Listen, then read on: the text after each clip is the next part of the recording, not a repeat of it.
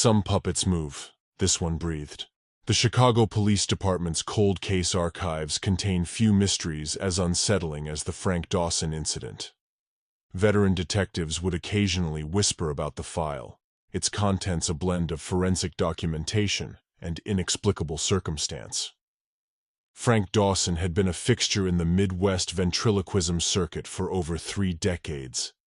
His performances were technically impressive, but always carried an undercurrent of something darker, a tension that veteran performers recognized but could never quite define. Colleagues remembered him as brilliant, but increasingly isolated, his repertoire growing more experimental in the years leading to his death. Thomas Aguirre first met Dawson during a regional ventriloquist competition in Milwaukee. Aguirre was 26, ambitious, and desperate to break into professional performance. Dawson was 47, his reputation already waning, but his technical skills still razor-sharp. Their first encounter was brief, a handshake, a few exchanged words about technique, but something about Dawson lingered in Aguirre's memory. Mr. Giggles was not Dawson's first puppet. Records show he had worked with at least 6 different performance pieces over his career. But Mr. Giggles was different.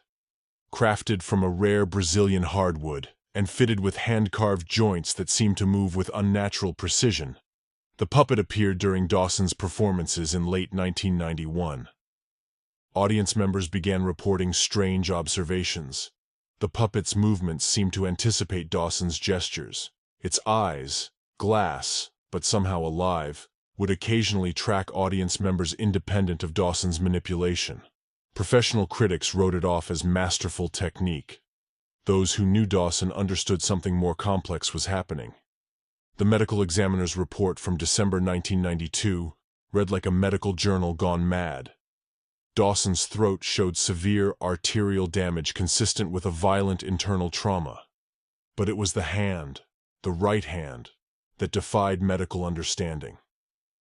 Muscle tissue had been grafted in patterns that suggested surgical intervention, yet no record of such a procedure existed.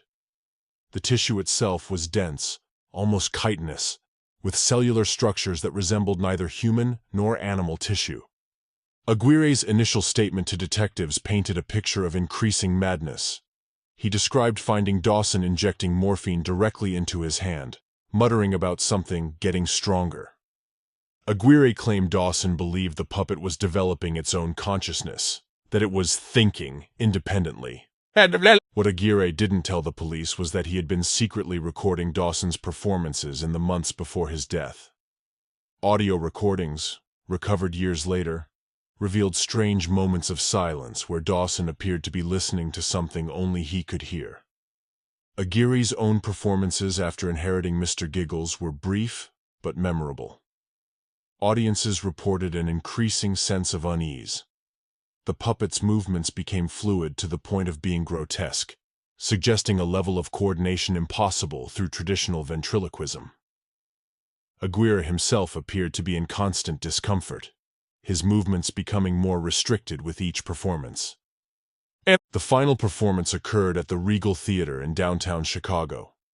Eyewitness accounts describe Aguirre becoming increasingly agitated, his movements becoming jerky and uncoordinated. Midway through his act, he began screaming about something spreading up his arm. Security footage, grainy and incomplete, shows Aguirre running off stage, his right arm held at an unnatural angle. Aguirre vanished. No missing persons report was ever filed. His apartment revealed little: a few personal effects, some performance costumes, and a journal with a single chilling entry. It's not a puppet. It never was. And now it wants a bigger stage. Decades later, the case remains unresolved. Mr. Giggles was never recovered. Forensic experts who examined the limited evidence could offer no conclusive explanation for the tissue grafts, the unusual muscle structures, or Aguirre's sudden disappearance. Some stories fade with time. Some mysteries collapse under rational examination. But some, like the strange case of Frank Dawson and Thomas Aguirre, remain suspended between known reality and something darker, waiting to take the stage.